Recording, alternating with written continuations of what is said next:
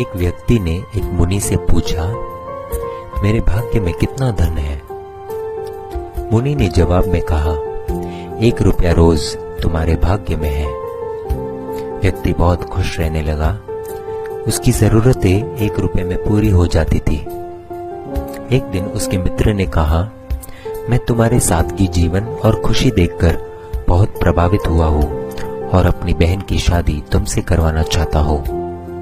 उस व्यक्ति ने कहा, मेरी कमाई 1 रुपया रोज की है, इसको ध्यान में रखना, इसी में से ही तुम्हारी बहन को गुजारा करना पड़ेगा। मित्र ने कहा, कोई बात नहीं, मुझे रिश्ता मंजूर है।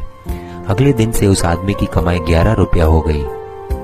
उसने मुनि को बुलाया और कहा, हे मुनिवर, मेरे भाग्य में 1 रुपया लिखा है, फिर 11 रुपए क्यों मिल रहे हैं? मुनि ने जवाब में पूछा, तुम्हारा किसी से रिश्ता या सगाई हुई है क्या?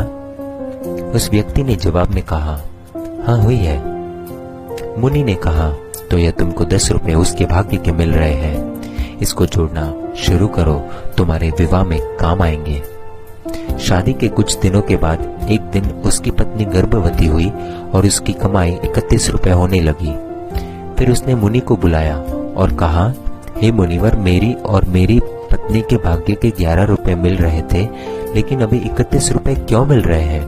क्या मैं कोई अपराध कर रहा हूँ? मुनिवर ने कहा, यह तेरे पुत्र के भाग्य के 20 रुपए मिल रहे हैं। हर मनुष्य को उसका भाग्य मिलता है।